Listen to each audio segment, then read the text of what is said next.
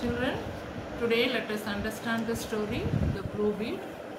It's in page number 92 in your book. Let's read about the writer. Nora Burke. Nora Burke was a well-known English novelist and non-fiction writer, famous for her descriptions of life in India during the early 20th century. So Nora Burke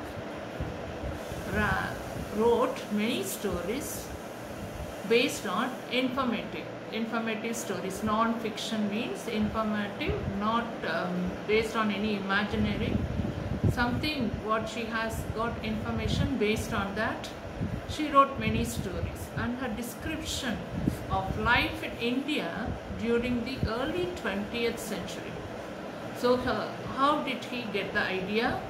Because her father was a forest officer in India, and her early childhood was spent traveling through the Indian forest, often on elephant back.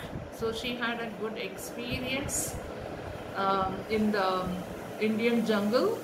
She used to travel on the back of elephant, and she drew inspiration for her writing from these early experiences. How did she get the information? When she was young, she had a good experience in the jungle of India with her father, as her father was a forest officer. So here let's go to the story and how she describes the Indian poor girl who lived in that time, and also the innocent heart of the Indian girl.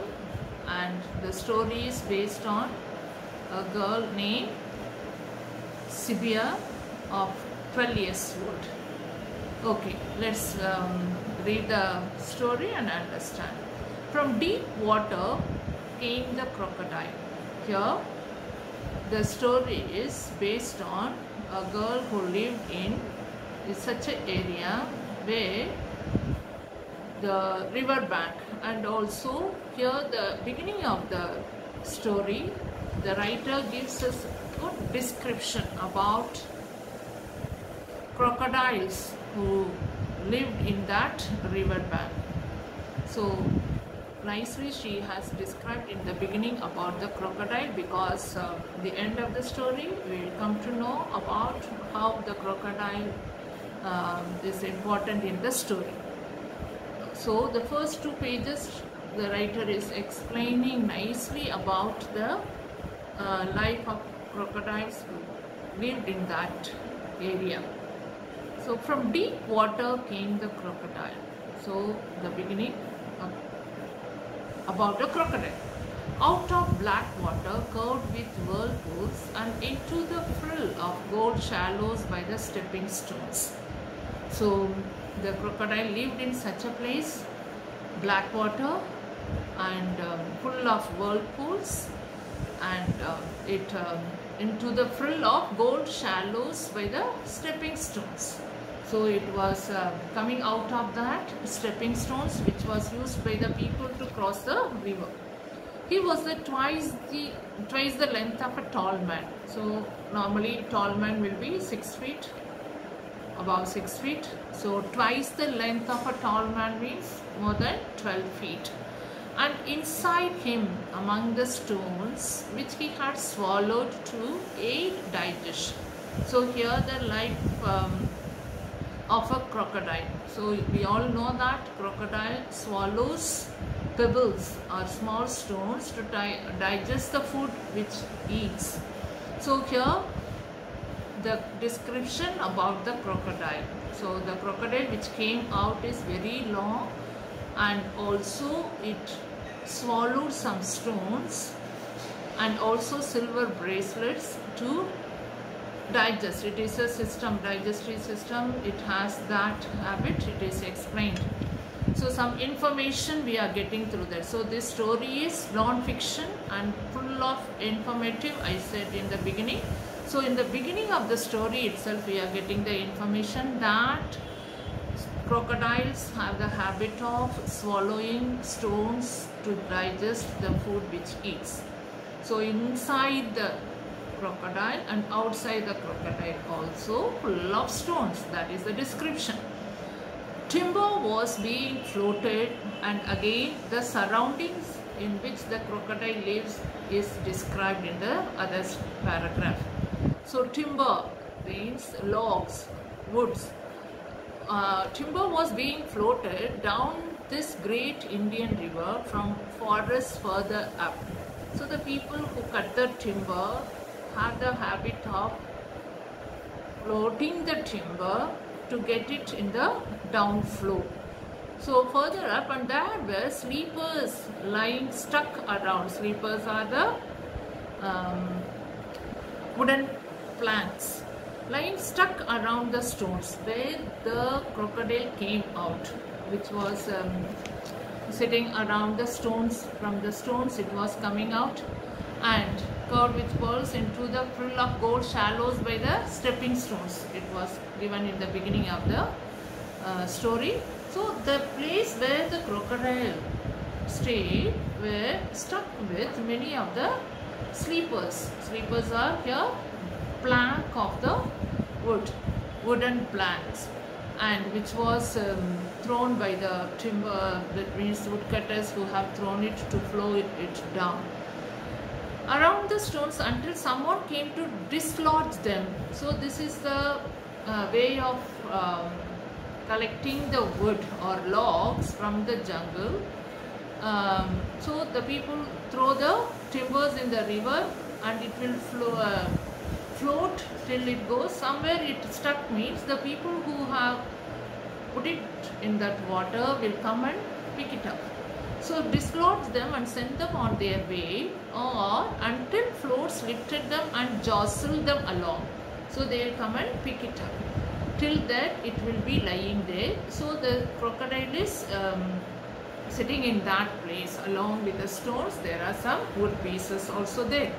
The crocodile had no need to hide himself. He came to rest in the glassy shallows among logs and balance them. So no need to hide, because the place itself is like covered with such a things, it easily be hidden on its own. No need to hide itself. So it is how it is balancing there on the tiptoe, putting its front legs on the rippled sand, with only his raised eyes out of the water and raised nostrils breathing the clean sunny air. This is the position in which the crocodile is sitting on the place. So the description about the crocodile which came out of the water and the place surrounded by it is also clearly described. So the description is very good by the writer. Around him, so again, broad sparkling water traveled between cliffs. First, the place surrounded by the crocodile is explained and described nicely. Now around him nearby, cliffs, small rocky place, and grass and forested hills. So the surrounded place, not on the river flows, and fully it described the situation, that background of the place. So full of hills, hilly area. A jungle track came out of scrub. Scrub means thickets or the jungle plants. Each side, both the sides plants full of bushes, and down to the sun whitened stepping stones on which a little flycatcher was fluttering and trilling along. So the small insects are flying there. The moher crocodile, blackish brown. So again the description about the crocodile. What is the color of the crocodile? It is a mugger crocodile, and blackish brown above and yellowish white under. So the skin color lay motionless. So the crocodile was lying there without any motion, motionless but without any movement, able to wait forever till food came. So always it sits there waiting for the food to come.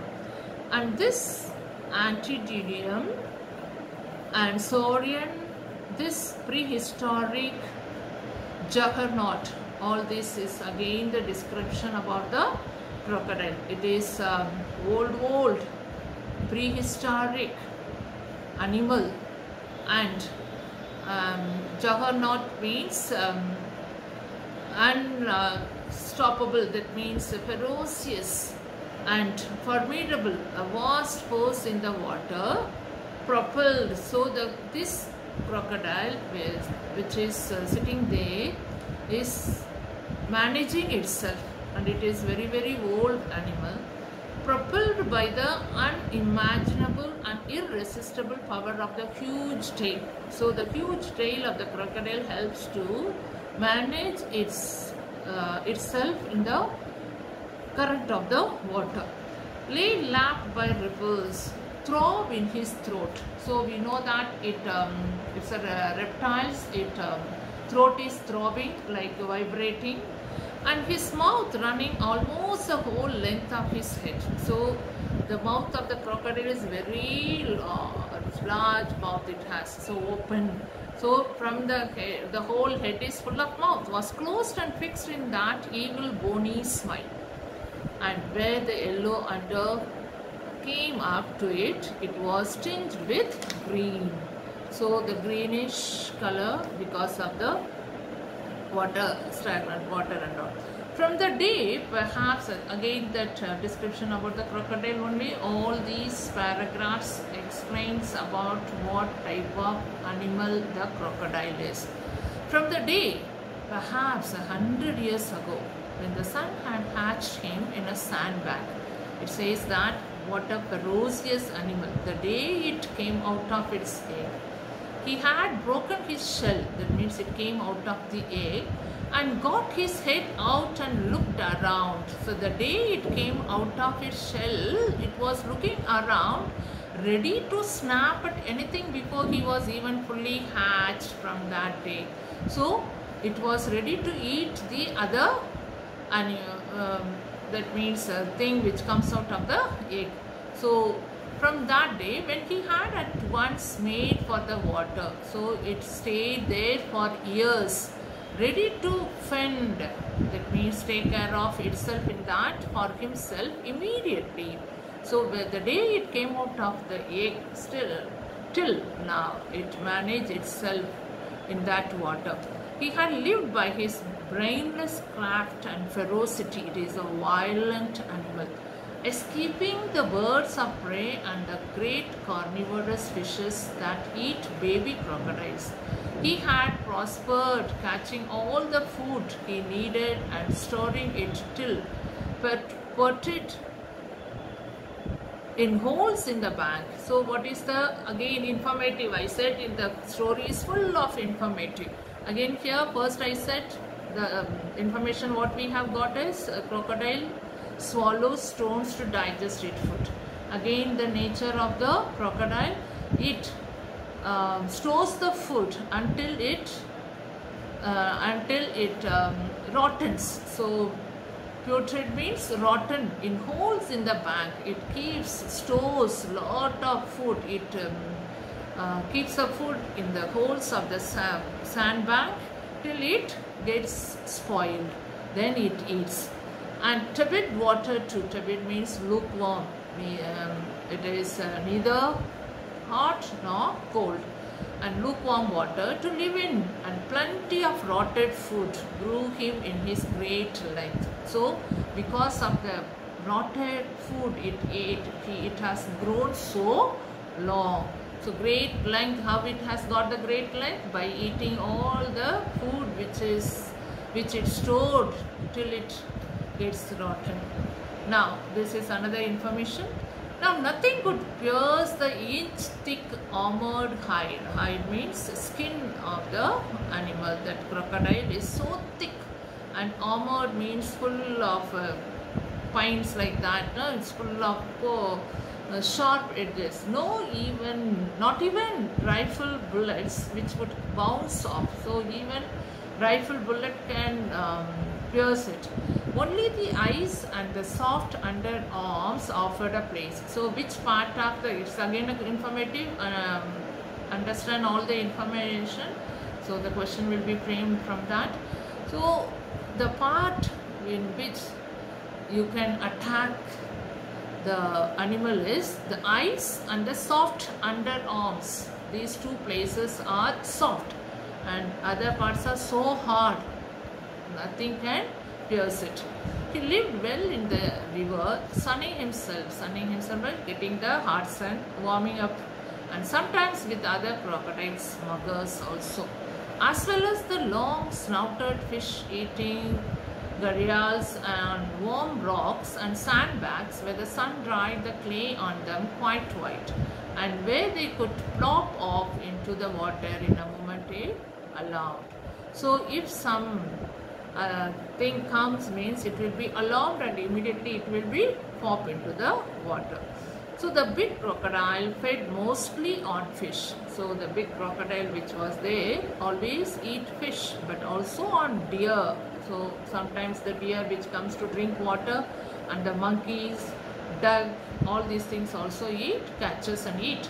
But sometimes here at the ford he fed on a five dog full of parasites or a skeleton cow, very thin and weak cow, it comes to drink water, that also he eats. And sometimes this paragraph tells what does the crocodile eat.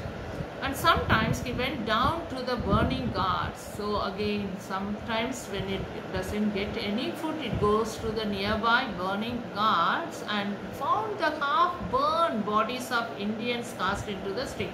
All this information the writer got it when she was young, and when she was visited such places, when she went through the jungle and the place where the tribal people lived. So she got all the information and she wrote this story with that information. So the crocodile eats some of the animals. Sometimes it will eat the human body which is unburned, half burned, which the people burn, the dead bodies which is left half burned, that also it eats. Beside him the shoals as he lay waiting glimmered a blue gem. So the end of the story we will see about this blue gem, and here the writer is giving some information about it in the beginning itself. So to connect the blue bead and to the story. So where the crocodile sitting there, lying there, a blue gem also lying. It was not a gem though, it was not a precious stone, that gem. It was sand-worn glass that had been rolling about in the, it is a artificial, or it may be, it is a glass made of wind and rolling over that river long time. By chance it was perforated, it was pierced, it had a hole right through the neck of a bottle, perhaps a blue bead, a blue gem, which was a not a original natural gem. It was a glass, it was a man-made blue bead which was having a pure hole in the center. So this is the surrounding in which the crocodile lived. So the next part of the story we will be described about the girl Sivia, who is the protagonist of this story. We will read about it and her adventurous work. So in the beginning of the story, the poet has given us lot of information so that you should understand it. The next part we will see in the next.